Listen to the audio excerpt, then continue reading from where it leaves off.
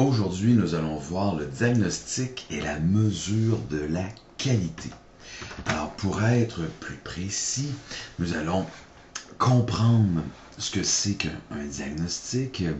Nous allons regarder le rôle du système d'information dans l'évaluation. Nous allons regarder les différents types de mesures et d'indicateurs de performance qu'on pourrait utiliser. On va regarder les coûts. Et finalement, on va étudier les prix d'excellence en matière de qualité, notamment le fameux prix Deming qui est en vigueur au Japon.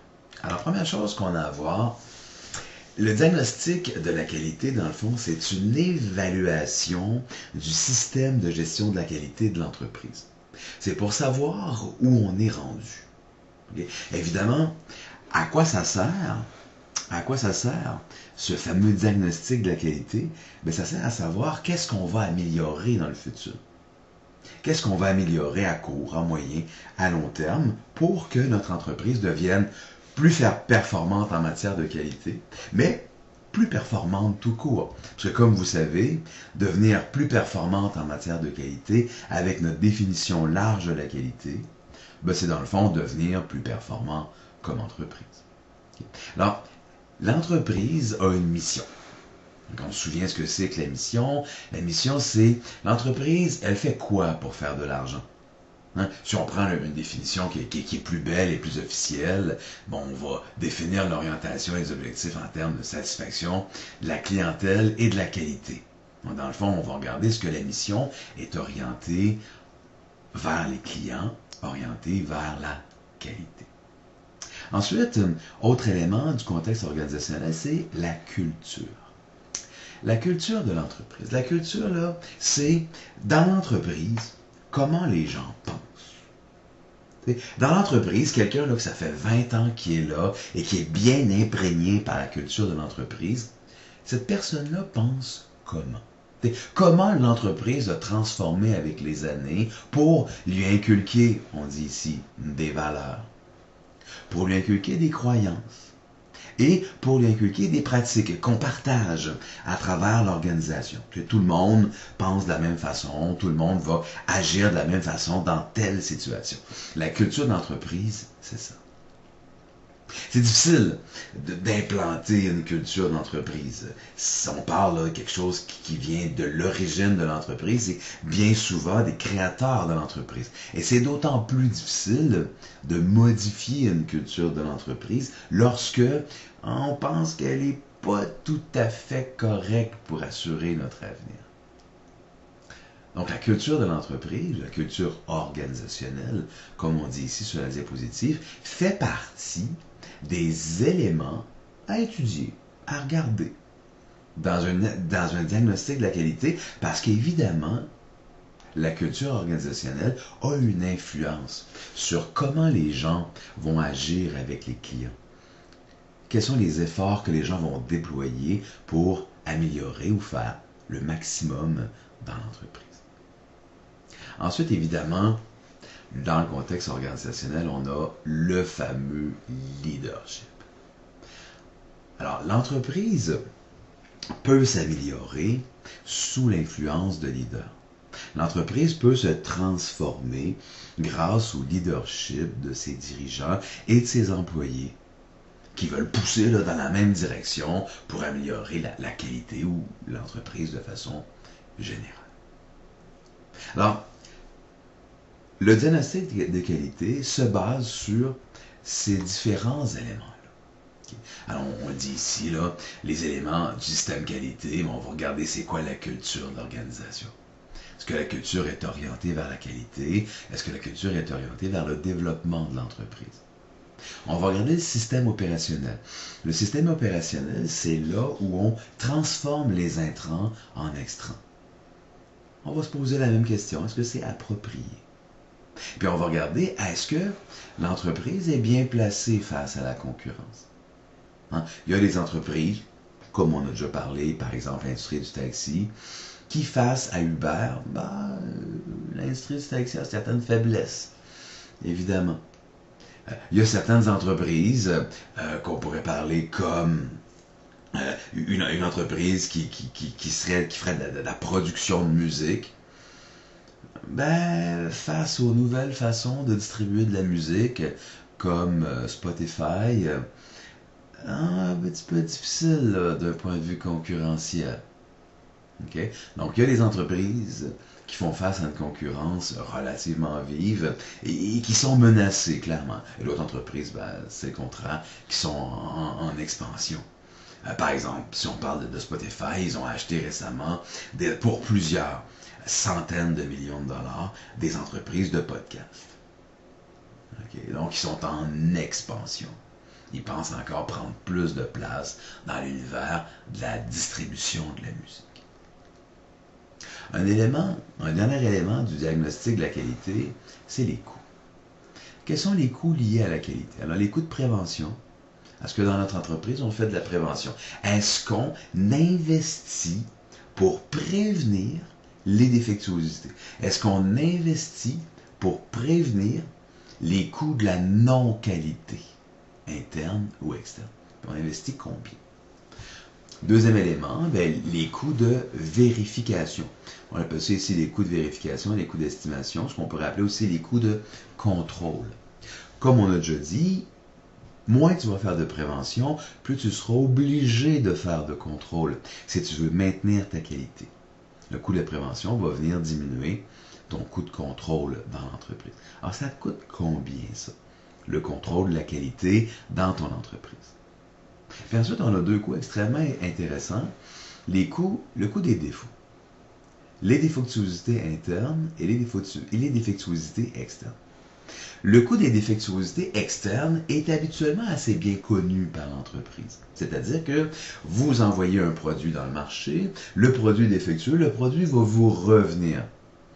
Et là, vous allez devoir corriger la situation ou envoyer un autre produit au client. Ce coût, on le connaît bien dans l'entreprise.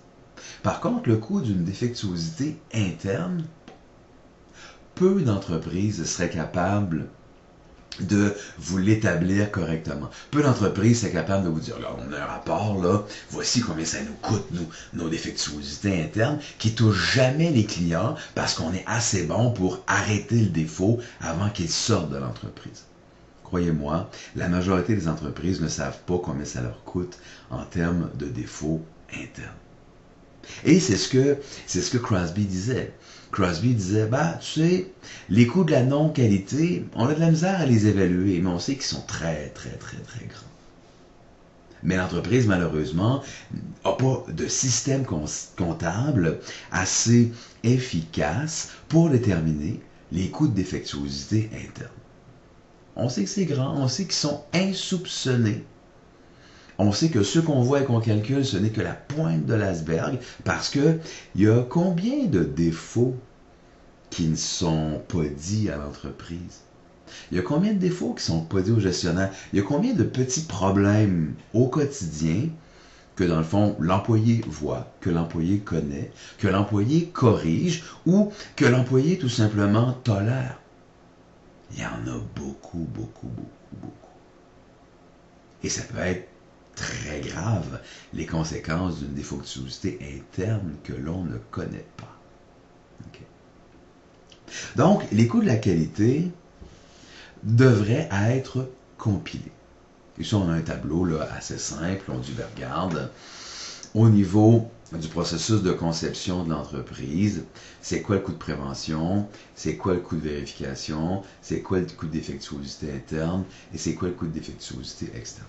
Je vous le garantis, si vous travaillez sur un tableau comme ça dans l'entreprise, le total ici au bout va tellement être impressionnant que l'entreprise va vouloir travailler et améliorer sa qualité. C'est garanti. Par contre, évidemment, construire un tableau comme ça n'est pas facile. On a dit que la défectuosité externe, oui, ça on connaît assez bien le coût. Défectuosité interne, on connaît mal. On n'est pas capable d'évaluer ce coût précisément dans l'entreprise. Les coûts de prévention, on les connaît habituellement, puis les coûts de vérification, de contrôle, on les connaît, mais encore une fois, pas facile d'aller évaluer ces coûts.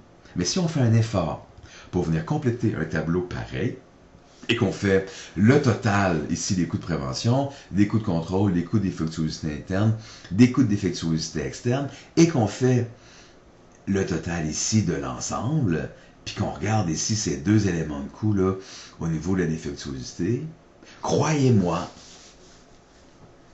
l'importance de la qualité de l'entreprise va augmenter parce qu'on va dire, ben mon Dieu, le coût des défauts, le coût de la non-qualité est beaucoup trop grand. Il faut absolument travailler là-dessus. Ça devient fondamental pour l'entreprise. Okay? Alors ce tableau-là, ne mentirez pas, c'est difficile là, à remplir dans une entreprise parce que on n'a pas nécessairement les éléments de coût classés de cette façon.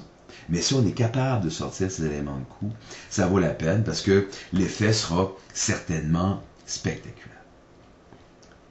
Ça va nous servir à quoi ces fameux coûts? Donc on a ici les coûts de non-conformité, les coûts des défauts. Puis on a ici le pourcentage de qualité que nous avons. Donc le taux de conformité à 100%, qui est la ligne pointillée ici, ça serait une qualité parfaite. À l'autre extrémité, un pourcentage de taux de conformité de 0%, ça serait dans le fond 100% de défauts qu'on a dans l'entreprise, donc une qualité là complètement à déplorer. Alors, on a les coûts de non-conformité, donc le coût des défauts. Alors, plus le taux de conformité est élevé de ce côté-là, ben plus le coût des défauts sera bas. A contrario, ben plus le taux de conformité est faible, ben plus le coût des défauts sera grand. Okay? On a notre courbe ici, qui est le coût de l'assurance, le coût de prévention. Le coût pour dire, bon, on va se préparer à faire une bonne qualité. Alors, évidemment, si tu investis beaucoup en assurance qualité, ben, tu vas avoir un taux de conformité qui est très grand et ton coût de défaut va être très petit. Par contre, à l'autre extrémité, si tu investis peu en qualité, en assurance qualité, ton taux de conformité va être faible et ton coût de défaut va être grand. On fait la somme de ces deux courbes, donc le coût de non-conformité qui diminue au fur et à mesure que le taux de conformité augmente, et le coût d'assurance qualité qui augmente au fur et à mesure que le pourcentage de bonne qualité augmente. On fait la somme de ces deux-là pour obtenir dans le fond les coûts totaux, le coût total de la qualité dans l'entreprise. Mais on voit que c'est une courbe qui a un minimum là où les deux courbes se croisent. C'est un concept hyper classique en gestion. On obtient un optimum. Ici, dans ce cas-là, l'optimum, c'est le minimum au croisement des deux courbes. Ce qui est intéressant dans ce cas-là, c'est que ça veut dire que le coût minimum n'est pas atteint à la qualité maximum. Le coût minimum n'est évidemment pas atteint à la qualité minimum. Le coût minimum est atteint en quelque part entre ces deux extrêmes, dépendant du coût qu'on a ici. Évidemment, les entreprises vont avoir de la difficulté à tracer la courbe exacte de coût de non-conformité et la courbe exacte de coût d'assurance. Mais intuitivement, les gens, ils savent. Intuitivement, les gens savent que non, il n'est pas rentable d'avoir une qualité à 100%, parce qu'on a des coûts reliés à ça. Si vous observez bien aussi ce qui se passe, le 100% est ici. OK? Alors, vous remarquez que plus on se rapproche du 100%, plus la courbe d'assurance monte et monte très rapidement. De sorte qu'avoir un pourcentage de qualité qui frôle les 100% coûte une vraie fortune. Ce qui est souvent peu raisonnable dans la majorité des entreprises. Donc, on ne va pas avoir le maximum de taux de conformité, on va avoir plutôt un optimum de taux de conformité. Un taux de conformité qui sera le meilleur qu'on peut avoir par rapport à ce qu'on est capable de nous payer ou de se payer. Maintenant, si on dit, bon, mettons, on prend l'exemple qu'on a ici, le taux de conformité sera à 50%. 50% de taux de bonne qualité, c'est toujours bien 50% de taux de défaut. C'est complètement inacceptable. Alors, je veux prendre mon optimum qui est là et je veux le tasser vers la droite pour qu'il se rapproche plus de 100%. Mais évidemment, si je fais juste le tasser vers la droite, mes coûts vont monter. Ça sera plus rentable. Mon entreprise sera plus capable de survivre parce que ça va me coûter trop cher. L'entreprise qui ne fait pas d'argent ne peut pas vivre ni à moyen ni à long terme. C'est pas possible. Donc on se dit parfait. Comment qu'on fait pour pouvoir se déplacer vers la droite tout en ayant un coût raisonnable? La seule façon de faire, c'est de prendre mon coût d'assurance et de l'abaisser. De prendre mon coût d'assurance et de le baisser dans cette direction-là.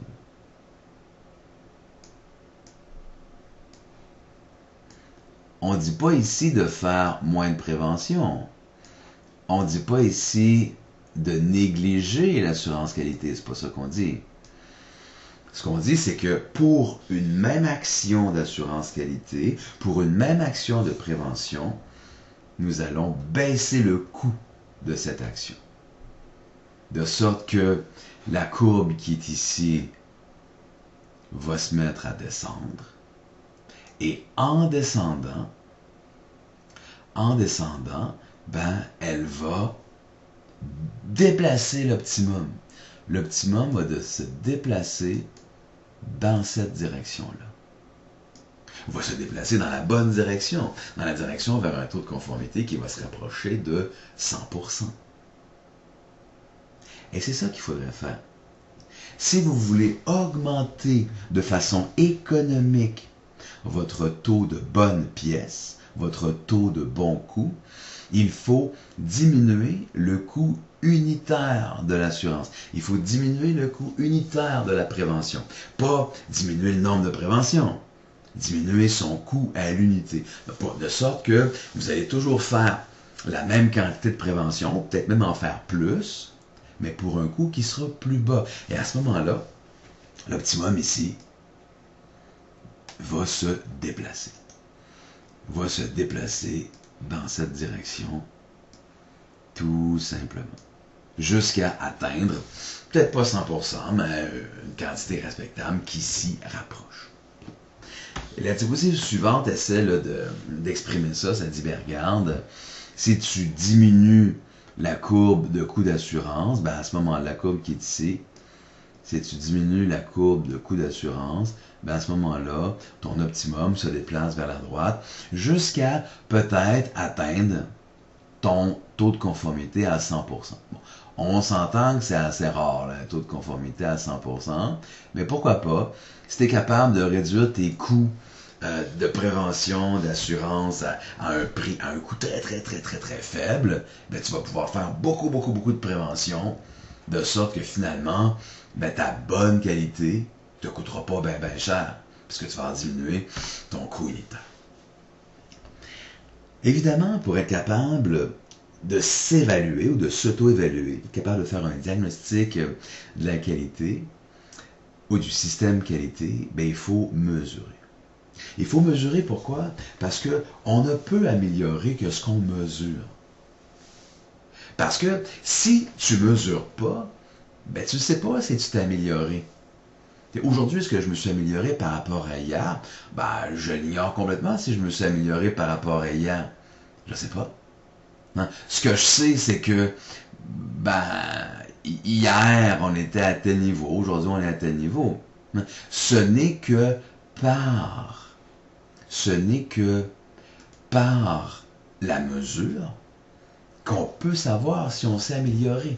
Hier, on était à 10, aujourd'hui, on est à 12, parfait. On s'est amélioré de 2 sur 10, on s'est amélioré de 20%. Là, c'est précis. C'est en mesurant les résultats qu'on peut connaître notre amélioration, notre vitesse d'amélioration. Est-ce qu'on s'améliore plus vite qu'avant, moins vite qu'avant, ou juste est-ce qu'on s'améliore? Juste ça, c'est déjà extraordinaire. Okay. Alors, pour être capable de mesurer les résultats, il faut avoir un système d'information. Sans un système d'information valable, ben, la mesure des résultats devient un peu compliquée. Un système d'information, c'est quoi? C'est un système de compilation des données, c'est un système de compilation de ce qui se passe dans l'entreprise. S'il n'y a pas de système d'information, puis on ne parle pas nécessairement d'un système informatique, ça pourrait être un système d'information manuel, quoique aujourd'hui, de moins en moins utilisé évidemment, mais ça pourrait être utilisable.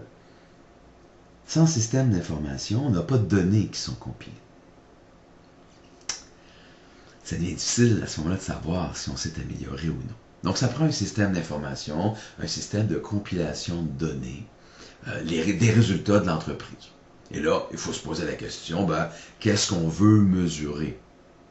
Est-ce qu'on veut mesurer des indicateurs de performance liés au marketing, liés aux finances, liés aux ressources humaines, liés à l'organisation? Qu'est-ce qu'on veut mesurer? Bien évidemment, on veut mesurer l'ensemble de ces éléments.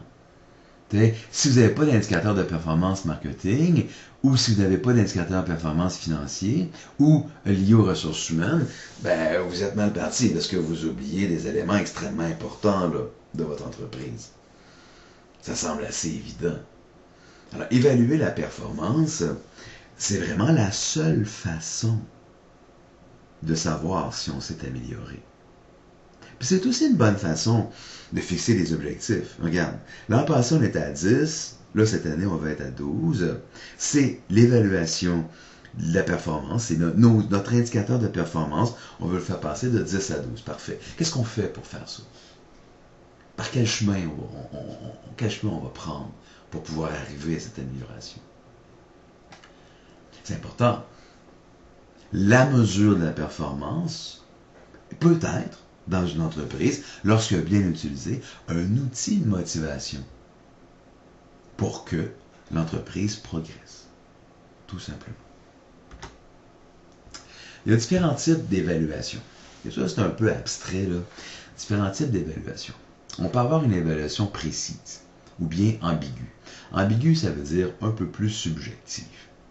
Évidemment, on pourrait croire que un système d'évaluation précis, objectif, c'est mieux qu'un système d'évaluation ambigu. Okay? Donc, si les critères sont précis, ça semble meilleur, évidemment. Ensuite, est-ce qu'on va évaluer de façon complète ou de façon partielle?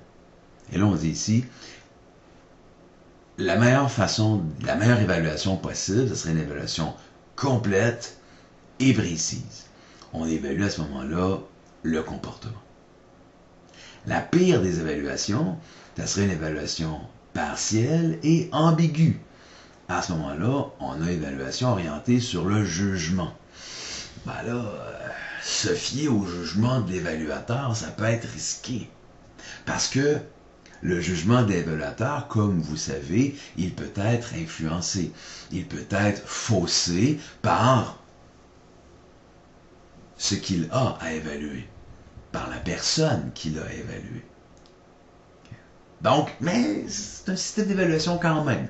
Puis on s'entend qu'il y a dans bien des entreprises des évaluations qui sont faites de façon subjective, basées sur le jugement des gens.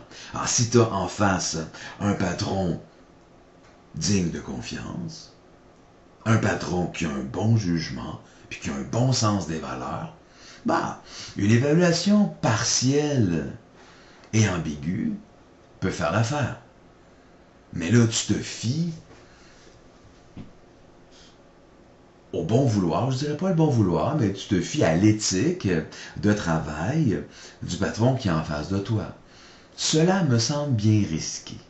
Tandis qu'évidemment, une évaluation complète et précise, ben là, c'est parfaitement objectif. Ton évaluation, l'évaluation de la performance individuelle ou de la performance de ton département, de ton organisation, sera basée sur des éléments objectifs, vérifiables et vérifiables dans le temps. Je suis sûr que vous avez des expériences d'évaluation ambiguës et subjectives. Ça m'est déjà arrivé, moi aussi. On m'a dit, oui, mais Yves, tu fais telle affaire.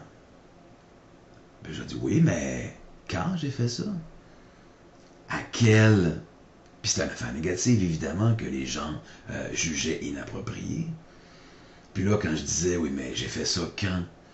Je l'ai fait à quelle fréquence? Pendant combien de temps? Les gens étaient incapables de me répondre. Pourquoi? Parce que l'évaluation n'était basée sur le jugement et que sur le jugement de l'évaluateur. Donc, il y avait un vague souvenir que c'était déjà arrivé. OK? Si ça arrive 2 fois en 20 ans, oui, on peut te le reprocher, mais c'est certainement pas la même chose que si ça arrive 2 fois à chaque 4 mois. ou 2 fois par semaine, et que là, c'est documenté et il y a un suivi là-dessus. Ah. Se fier sur le jugement des personnes dans l'évaluation, c'est ouvrir la porte à toute une subjectivité. Et je suis sûr que vous avez des exemples de patrons qui vous ont mal évalué ou qu'ils ont évalué d'une façon subjective, basée sur leur jugement personnel par rapport à votre personne, par rapport à qui vous êtes, et non pas par rapport à ce que vous avez fait réellement et par rapport aux résultats que vous avez obtenus. Hein? Ça arrive, là, on voit ça souvent. Ensuite, il y en a 2 autres ici. Évaluation orientée vers l'objectif. Évaluation orientée vers l'objectif, c'est lorsque c'est complet mais ambigu, on va dire que c'est orienté vers l'objectif. Lorsque c'est partiel mais précis, on va dire aussi que c'est orienté vers l'objectif. Donc, on est comme à mi-chemin entre l'évaluation parfaite orientée sur le comportement et l'orientation évaluée strictement sur le jugement. Donc, les points 2 et 3 sont à mi-chemin. Donc, ce n'est pas un type d'évaluation parfait, mais c'est déjà beaucoup mieux que celui qui est totalement imparfait, là, qui est une évaluation partielle et en plus ambiguë. Alors, comment on fait pour mettre en place un système de mesure des résultats? Ici, on a un processus là, qui décrit grosso modo comment procéder. Donc, on va passer là, rapidement à travers ça. Vous allez voir, c'est totalement logique. Là. Je dirais pas banal, mais assez logique. Mais même si c'est logique, il y a quand même plusieurs points à considérer qui sont délicats et qui ne sont pas souvent faits dans les entreprises, malheureusement. Okay. Alors, évidemment, un système de mesure adapté aux besoins de l'entreprise. Donc, on ne peut pas prendre le système de mesure ou les indicateurs de performance du voisin pour l'appliquer à notre entreprise. Ça doit être appliqué à notre entreprise, notre mission, et aussi, évidemment, à notre culture. Deuxième point, et ça revient tout le temps, à chaque fois qu'on implante un projet d'envergure dans une organisation, ça prend le soutien de la direction. Et le soutien de la direction, c'est pas de dire « Ouais, vas-y mon homme, te donne une tape dans le dos, puis let's go, je suis derrière toi, je te regarde aller, avance. » C'est pas ça le soutien de la direction. Ça, c'est juste le petit démarrage, c'est juste le début du soutien de la direction. Le vrai soutien de la direction, c'est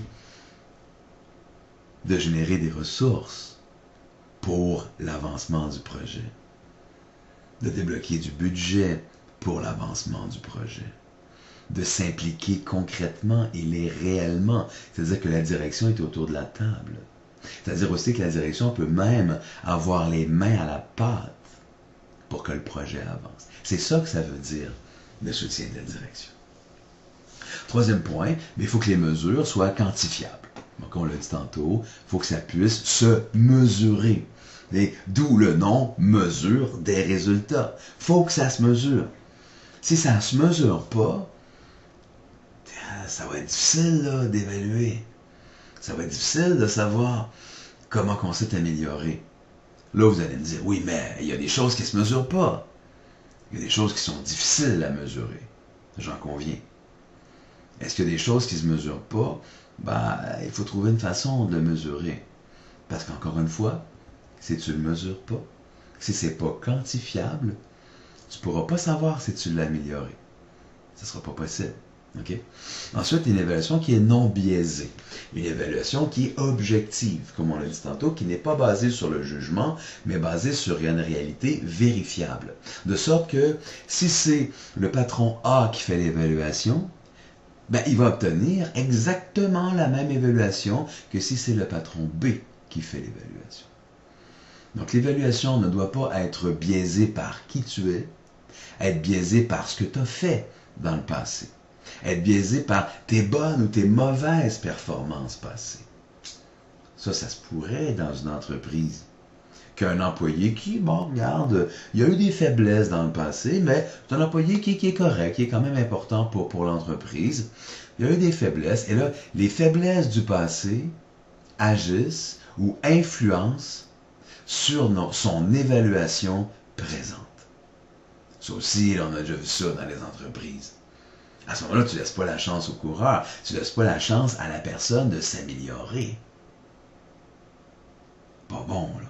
Donc, l'évaluation doit être non biaisée. Encore une fois, c'est facile à écrire sur une diapositive comme celle-ci.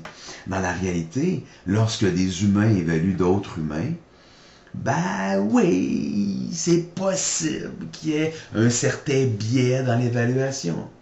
C'est possible que les atomes soient moins crochus, s'accrochent moins là, entre personnes. Ça se peut, ça. Donc, il faut faire un effort supplémentaire et sérieux pour pas que l'évaluation soit biaisée, pour évaluer objectivement les résultats. Évidemment, la façon d'évaluer doit être connue. Hein, ça, c'est évident. C'est-à-dire que voici comment on va le mesurer, le résultat. Voici la procédure qu'on va appliquer pour la mesure du résultat. Toi, l'employé, toi, le département, tu vas être évalué comme ça. Voici comment ça se mesure, voici comment on va procéder. Encore une fois, c'est rare, mais ça pourrait arriver. Une direction qui a un manque d'éthique, une direction qui a une éthique un peu élastique, et si la procédure de calcul et d'évaluation de la mesure est mal connue, ben elle pourrait changer en cours de route pour donner un avantage à un ou à l'autre, ou pour donner un avantage à la direction de l'entreprise. Ça pourrait arriver. OK? Si on établit un système de mesure, on n'est pas une business de système de mesure. Il ne faut jamais oublier ça. L'entreprise n'est pas une business de système de mesure ou de mesure de résultats.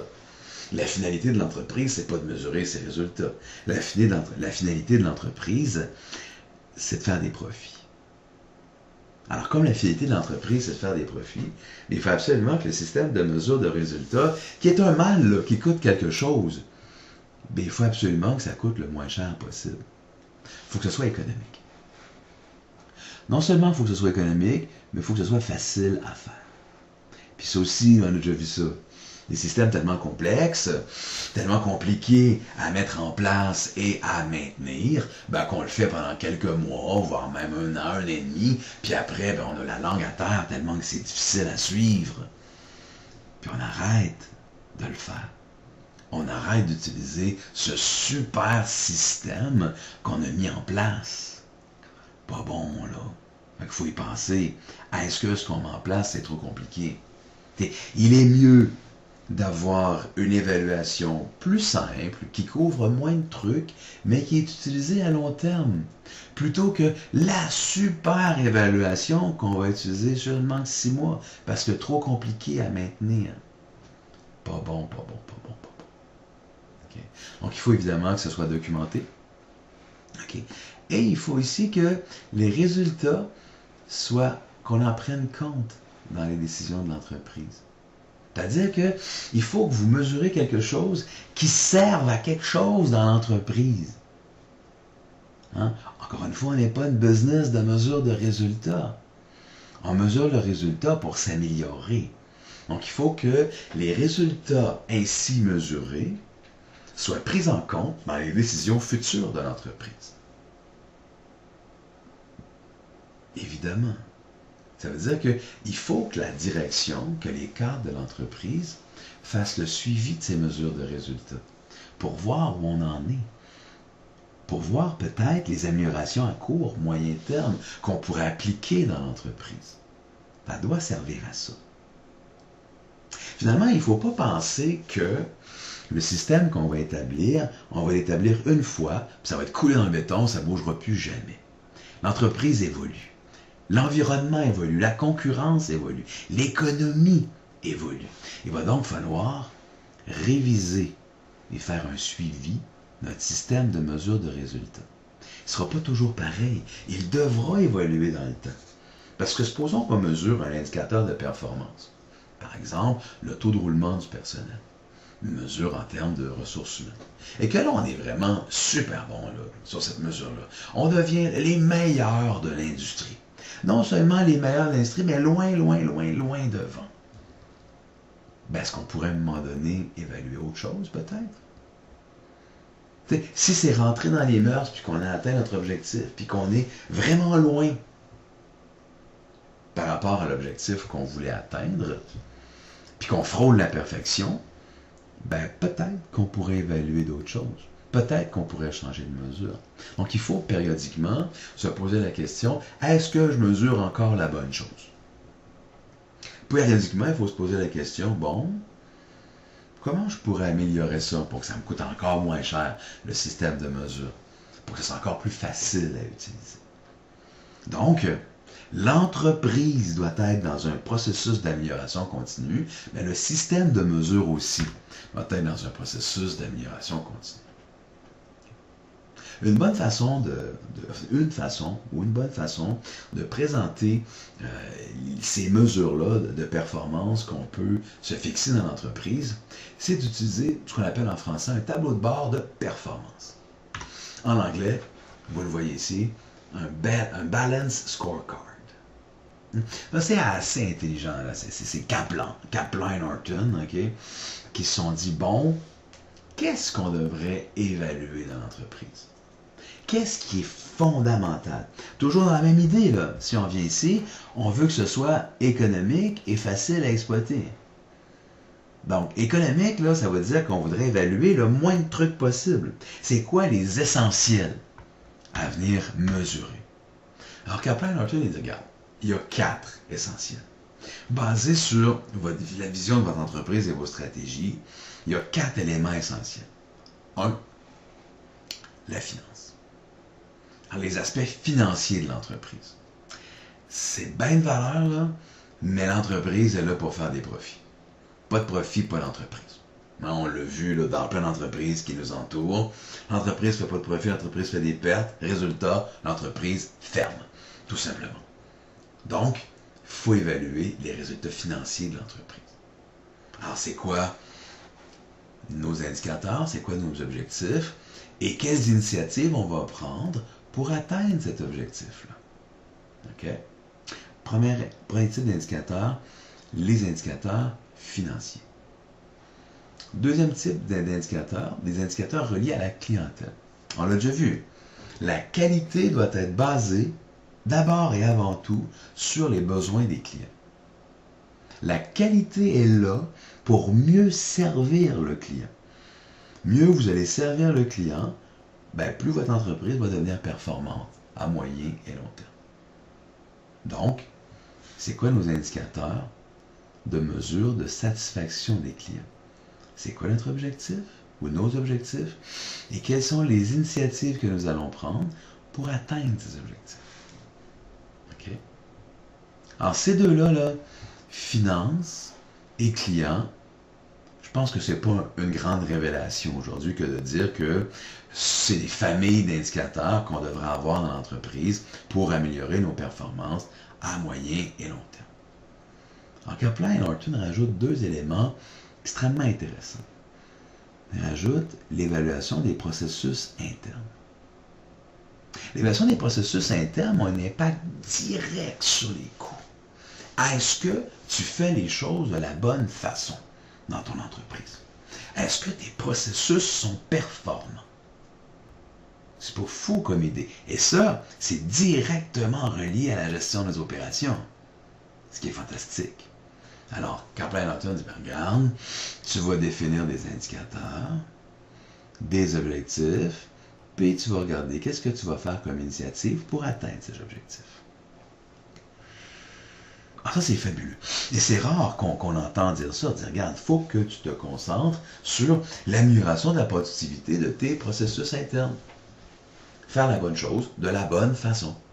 Puis cette façon de faire, ben, l'améliorer, puis devenir encore meilleur, tes processus internes. Les Japonais insistent beaucoup sur l'amélioration de leur processus à l'interne de l'entreprise. Dernier élément du Balance Scorecard, et ça c'est vraiment original, c'est ce qu'ils appellent l'apprentissage et le développement. Ça, c'est pas fou. Eux autres, ils disent, ben regarde, c'est pas compliqué. Pour améliorer les processus internes, pour améliorer le service à la clientèle, pour améliorer les finances de l'entreprise, ça prend des gens compétents. Ça prend des gens qui savent ce qu'ils font. Puis s'ils sont des faiblesses, il faut travailler sur le développement de leurs compétences. Puis là, ils disent, pour le développement des compétences des employés, ben, ça prend des indicateurs, des objectifs, et il faut savoir qu'est-ce qu'on va faire pour atteindre ces objectifs. C'est pas fou. C'est quoi le lien entre ces différents éléments-là? Ça, c'est bien intéressant. On parle d'en bas ici. On dit parfait. Au niveau de la perspective apprentissage et développement, on va augmenter les compétences. Si on augmente les compétences, ça va avoir un impact sur les processus internes. Processus internes, notamment de création de produits ou bien de production comme tel, de système opérationnel. Okay? Si on crée des produits intéressants pour le client, on va augmenter nos ventes. Hein? Si on améliore notre système de production, bon, on va baisser nos coûts. D'un point de vue client, on va offrir plus aux clients, ce qui va aussi augmenter nos ventes. Si on augmente nos ventes et qu'on réduit les coûts, on va ultimement augmenter les profits. Clairement. Vous voyez, tout est relié. Et ça part, ce qui est intéressant, ça part de la compétence des employés. Ça part de la capacité d'apprentissage de nos ressources dans le système. Plus les gens sont capables d'apprendre et de se développer, plus ils seront capables de développer l'entreprise. Développer l'entreprise dans quel sens? Ben dans le sens de l'augmentation des profits, soit par l'augmentation des ventes ou par la réduction des coûts. Okay? On a des exemples ici d'objectifs. Et comment on va le mesurer? Donc, on veut améliorer la marge des profits, on va calculer la marge. On veut construire auprès des clients une image d'expert, on va faire en sorte que notre objectif, c'est on va regarder comment le client va nous reconnaître. On veut améliorer les processus internes, donc on va développer le nombre de nouveaux produits, puis on va calculer le taux de nouveaux produits. Okay? Ensuite, on veut améliorer les compétences, mais on va regarder le nombre de techniciens qui maîtrisent une technologie X ou Y. Une fois qu'on a défini l'indicateur, bon, on se définit une cible. Alors, c'est 30% sur l'exercice, 80% d'ici la fin de l'année, etc. Puis on se demande comment on va faire pour atteindre cet objectif. Quel geste concret on va poser pour se permettre comme entreprise d'atteindre cet objectif. C'est un truc assez simple, mais c'est un truc qui est basé sur 4 éléments fondamentaux. Les finances, les clients, les processus à l'interne et la capacité d'apprentissage et de développement des employés dans notre organisation. C'est sûr qu'aujourd'hui, à l'heure où on se parle, bien, la majorité des entreprises, si on vient ici, ont des objectifs financiers, évidemment, et des indicateurs pour le mesurer. C'est sûr, à l'heure où on se parle, que la majorité des entreprises ont des objectifs en termes de clients et des indicateurs pour mesurer la satisfaction de ces objectifs. Par contre, quand on regarde les deux autres, y a-t-il beaucoup d'entreprises qui ont des objectifs sur l'amélioration de leur processus interne? Il y en a, là, évidemment. Mais il y en a beaucoup qui n'en ont pas. Et là, le dernier, y a-t-il beaucoup d'entreprises qui ont des objectifs sur le développement de leur main-d'œuvre et le développement des compétences à l'interne? Oh là, là, il n'y en a pas beaucoup qui sont là-dedans. Je pourrais même vous dire qu'il y a bien des institutions d'enseignement qui ne mesurent pas et qui ne savent pas comment la compétence de leurs ressources s'améliore avec le temps. On parle ici d'institutions d'enseignement. Imaginez-vous maintenant un hôpital ou une entreprise quelconque. Là, le 4e point, qui est fondamental. Kaplan et Norton ont parfaitement raison. Hein? Si votre monde à l'interne améliore leurs compétences, ben, ils vont en faire profiter l'entreprise. Ils vont être capables de prendre des décisions beaucoup plus appropriées. Ils vont être capables de fixer des objectifs, d'ouvrir des chemins que les autres n'ont pas réussi à ouvrir. C'est logique. Mais dans les entreprises, c'est pas nécessairement aussi évident que la mesure des compétences est faite au quotidien. En fait, je peux vous garantir que non, c'est pas fait. Et l'on parle de la vaste majorité des entreprises. Okay. Donc, si on revient un peu à ce qu'on voulait voir, on a dit, bon, on veut voir le diagnostic. Alors, pour faire un diagnostic, on va regarder la culture, le système opérationnel, la concurrence et les coûts. Pour voir les coûts, on peut remplir un tableau. Okay. Ensuite, on s'est dit, bon, une fois qu'on a fait notre diagnostic, on aimerait bien mesurer où on en est. On est en train de faire le diagnostic, on veut se mesurer. Donc, on doit établir tout un système de mesure. Okay. Un système de mesure intéressant, c'est le système de Balance Scorecard, où on là, regarde 4 éléments. La finance, le client, les processus et l'apprentissage des compétences des gens. Alors, ça, c'est un diagnostic que l'on fait à l'interne de l'entreprise. Un diagnostic qui vient de l'intérieur de l'entreprise. Il y a des systèmes de diagnostic qui viennent de l'extérieur de l'entreprise. Puis ces systèmes de diagnostic sont souvent résumés par les prix qualité que les entreprises peuvent avoir. On a quelques exemples ici. Okay. Le prix Deming, qui est un prix japonais, le prix Baldrige, qui est un prix américain aux États-Unis, le prix Canada pour l'excellence, qui est évidemment le prix qualité canadien, le prix européen de la qualité, le prix Singapour, et il y a un prix très important qui n'est pas marqué ici, qui est le Grand Prix québécois de la qualité. Alors, ces prix, pour les obtenir, imaginez-vous qu'il faut faire un diagnostic qualité. Ces prix, pour les obtenir, il faut s'auto-évaluer. Il faut se positionner par rapport aux meilleures pratiques de gestion. Hein? Le père des prix qualité, c'est le prix Deming au Japon. Sérieusement, tous les autres prix que vous voyez ici sont simplement une copie du prix Deming. Le prix Deming a été inventé il y a plusieurs décennies au Japon, propulsé par la popularité et l'impact que Deming a eu sur ce pays. Et là, ils ont dit, ben voilà, voici ce qu'on doit évaluer dans une entreprise pour voir si tu mérites le prix. Et dans le fond, ces critères d'évaluation, c'est un diagnostic. C'est un jugement qu'on peut poser sur ton entreprise, à savoir où tu te situes. Le prix Deming, là, c'est un peu comme les Oscars des entreprises au Japon. Et savez-vous quoi? C'est que le prix Deming, contrairement aux Oscars, il n'est pas donné à chaque année. C'est que si on juge que personne parmi les candidats qui sont présentés au prix mérite le prix, ben on ne le donne pas. Tout simplement. Tandis que l'Oscar du film de l'année, l'Oscar du meilleur film, va être toujours donné.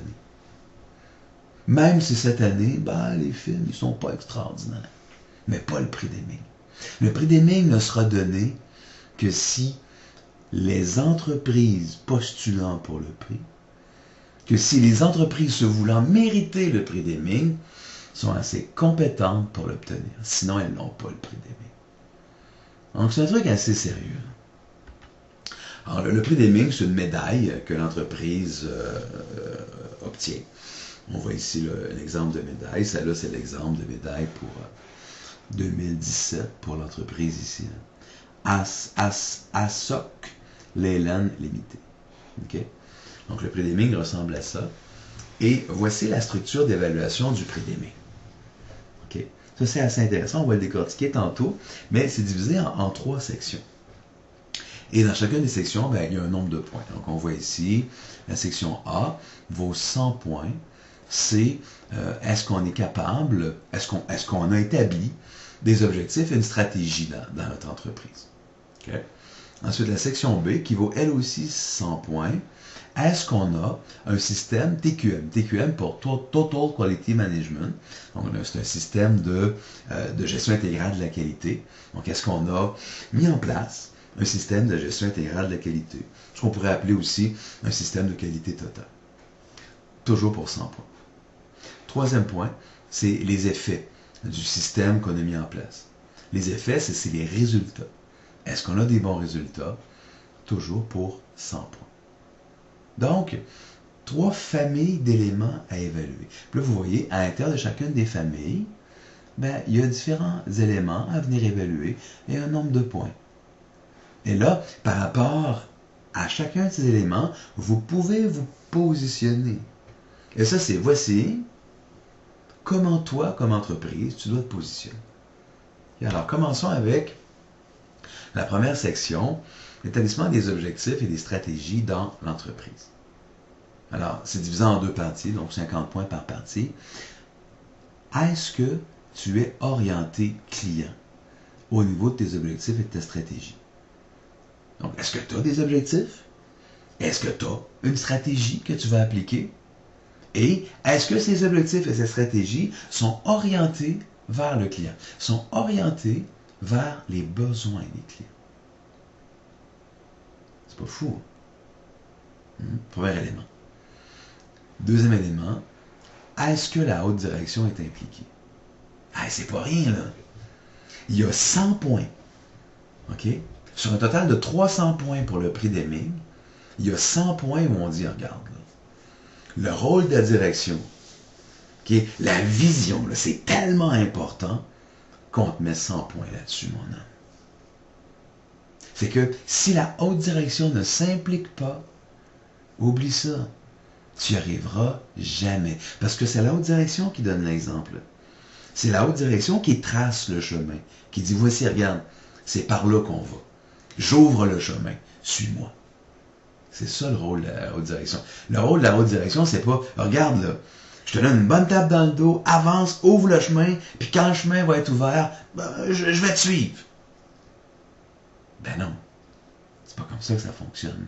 En fait, je retire ce que j'ai dit. C'est comme ça que ça fonctionne dans plusieurs entreprises. C'est pas comme ça que ça devrait fonctionner. C'est la haute direction qui doit montrer le chemin.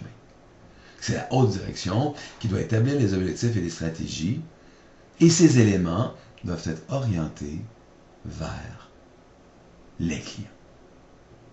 OK? Alors, première section, 100 points juste pour ces éléments-là. Là, évidemment, là, on ne voit pas le détail, là, mais à l'intérieur de ces éléments-là, il y a toute une liste de trucs que l'entreprise devrait faire, de bons comportements que la haute direction devrait adopter. Puis là, on peut être capable de se coter par rapport à chacun de ces éléments-là. Et l'entreprise, en faisant ça, elle fait un autodiagnostic de son système de gestion de la qualité dans son entreprise. Là, tu peux voir si tu as assez de points pour aller porter ton formulaire d'évaluation pour le prix d'Eming. Si tu n'as pas assez de points parce que tu n'es pas assez fort, ben là, tu dis parfait. Cette année, je ne le ferai pas. Le diagnostic est clair, je ne suis pas assez bon. Par contre, sur quel point je dois m'améliorer? Et là, ça devient important pour l'entreprise. Les prix, la participation à des prix comme ça, c'est une façon de s'auto-évaluer. De s'auto-évaluer en se comparant aux meilleures pratiques de gestion de la planète. C'est pas pire.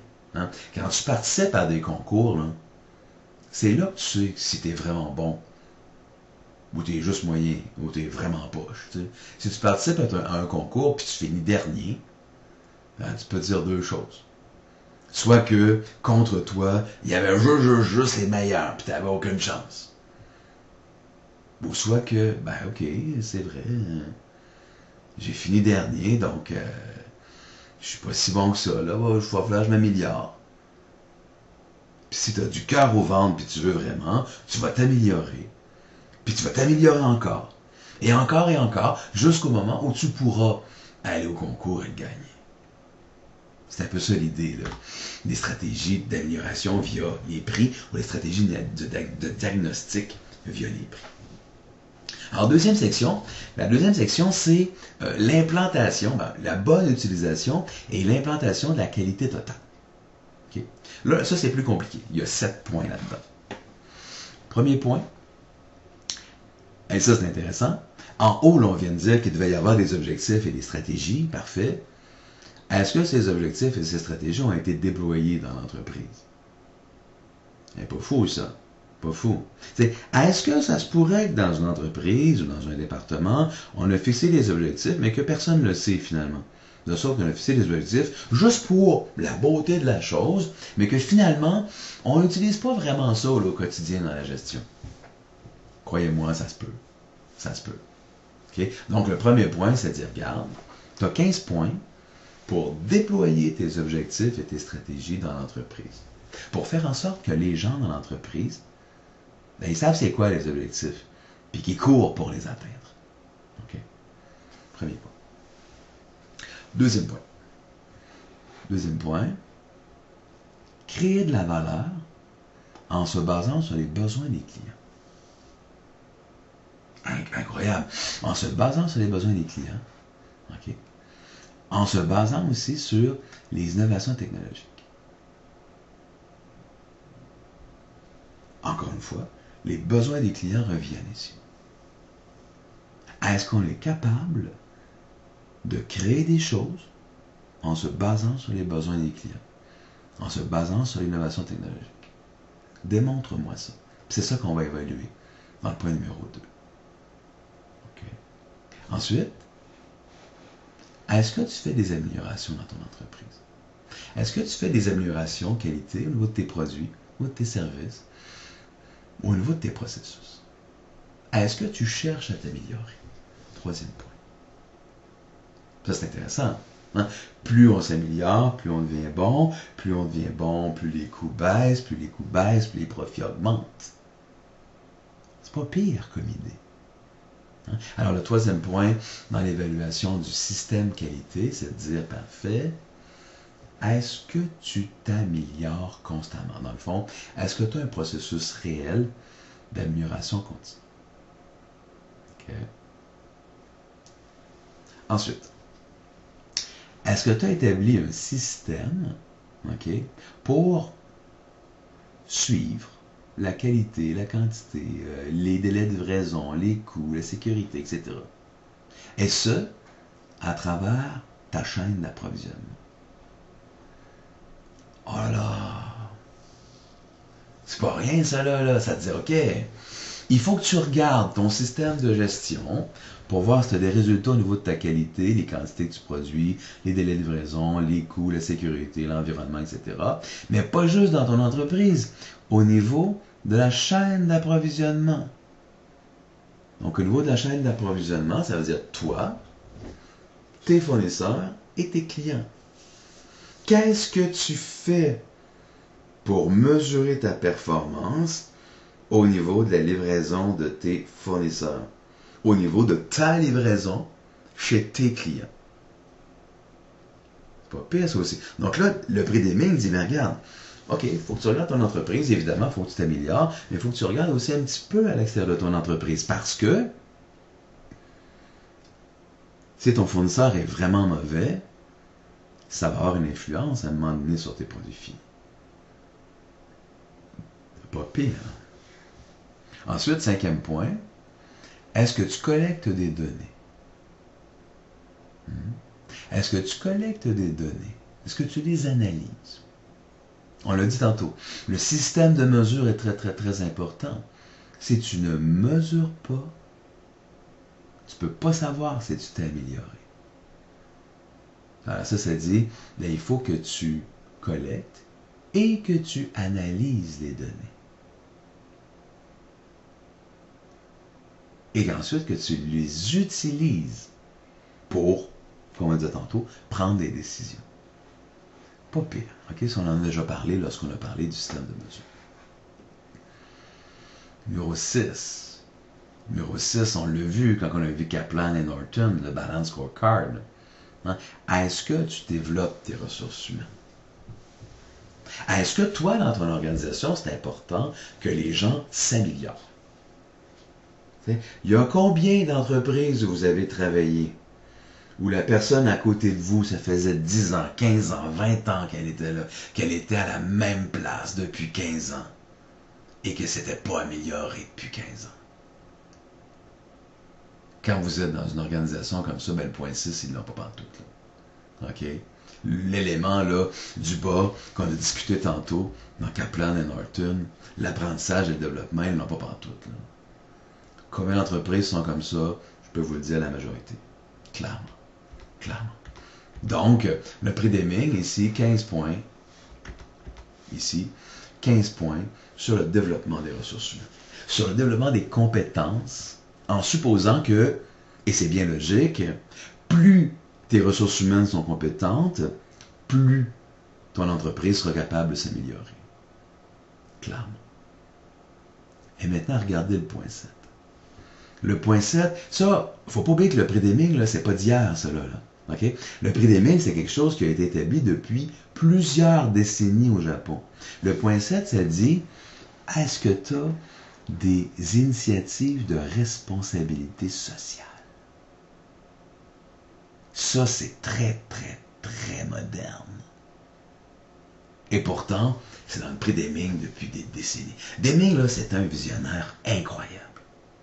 Il y a des choses que Deming a pensées dans les années 50 qui, aujourd'hui, les gens commencent à le voir et commencent à comprendre. 60 ans plus tard, est-ce que vous imaginez? Alors, le 7e point, est-ce que ton entreprise s'implique socialement? Est-ce que ton entreprise ne fait pas juste vendre des produits pour faire du profit? Est-ce que ton entreprise, pour 10 points, fait une différence dans notre société? Hein? Vous en connaissez plein d'entreprises qui essaient de faire une différence dans notre société. Mais par exemple, Home Depot. Home Depot, eux autres, ont décidé comme œuvre sociale de construire des parcs pour enfants. Donc, il y a une gang de Home Depot qui débarque dans une communauté, dans un parc, et ils construisent, avec leurs mains, un parc pour enfants. C'est pas pire, un genre de module. Ils installent des modules dans les parcs pour enfants, et ça, évidemment, tout à fait gratuitement. Ça fait partie de l'œuvre sociale qu'ils veulent soutenir. Okay. Alors, Bell Canada. Bell Canada, vous avez souvent entendu parler de ça. Bell cause pour la cause. Donc, Bell Canada, à chaque fin du mois de janvier, début du mois de février, font une activité sociale pan-canadienne pour la sensibilisation et la récolte de sous pour la lutte contre les maladies mentales. C'est un très bel exemple d'implication sociale d'une entreprise. Alors, est-ce que ton entreprise est sensible à ses responsabilités sociales? Est-ce que ton entreprise est sensible aux responsabilités qu'elle a dans la société d'aujourd'hui? C'est le point 7 dans la section B sur l'implantation de la qualité totale. Dans la section C, où on dit, bah, il faut que tu aies des résultats. Hein? C'est pas pire, ça. Il faut que tu aies des résultats pour 100 points. Ah, évidemment, l'entreprise doit performer. Comme disait mon ancien patron, ben, tu peux jouer comme un démon. Si tu scores jamais, ben, tu vas perdre. Tu peux être le meilleur joueur au monde, patiner super vite, maîtriser la rondelle comme un dieu. Mais si tu ne mets pas la rondelle dans les buts, ça ne marche pas. Tu ne gagneras jamais. Tu ne te rendras même pas aux séries éliminatoires. Ben, c'est ça ici. Est-ce que tu as des résultats? OK? Alors ici, est-ce que tu atteins tes objectifs? Tes objectifs. Tu vas avoir plusieurs objectifs. Est-ce que tu les as atteints? Ce qui n'est pas fou. Tu as beau faire tout ce qui est avant, si tu n'atteins pas tes objectifs, il y a quand même quelque chose qui ne marche pas. Là. Il y a un truc croche en quelque part. Là. Clairement. Et finalement, est-ce que tu améliores les capacités de ton entreprise? est-ce que tu fais des choses pour te propulser vers l'avant? OK? Alors, c'est ça que le prix Deming demande comme autodiagnostic. C'est quand même audacieux. On dit là, on va diagnostiquer l'entreprise à partir des critères du prix Deming. On va regarder si on a des objectifs. On va regarder si la haute direction participe convenablement. On va regarder si ces objectifs-là sont connus et appliqués dans l'organisation. On va regarder si on crée de la valeur basée sur les besoins du client. On va regarder si on a un processus d'amélioration continue. On va regarder si on améliore ou établit un système pour mesurer nos opérations un peu partout dans l'entreprise. On va collecter de l'information et l'utiliser. C'est pas fou ça, il faut l'utiliser aussi. On va regarder si on développe nos ressources humaines. On va regarder si on a des initiatives sociales.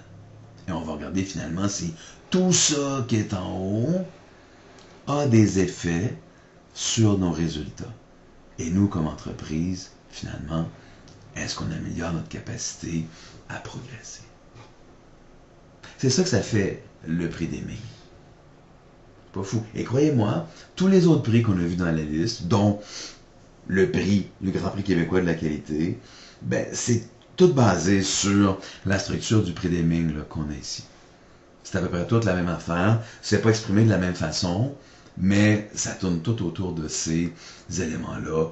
Pas nécessairement en 3 sections comme le prix Deming, mais toujours à peu près les mêmes affaires parce que tous ces prix sont tous originaires du prix Deming. Alors aujourd'hui, ce qu'on voulait faire, on voulait comprendre c'est quoi un diagnostic, je pense que c'est fait. On voulait regarder le rôle du système d'information, je pense que c'est fait. On voulait regarder les mesures, les indicateurs de performance, différents modèles, c'est fait. Pour regarder les coûts, on voulait connaître les critères d'évaluation de prix d'excellence. On a regardé celui du prix Deming, parce que croyez-moi, le prix Deming, ben, c'est le père de tous les autres prix qualité sur cette planète.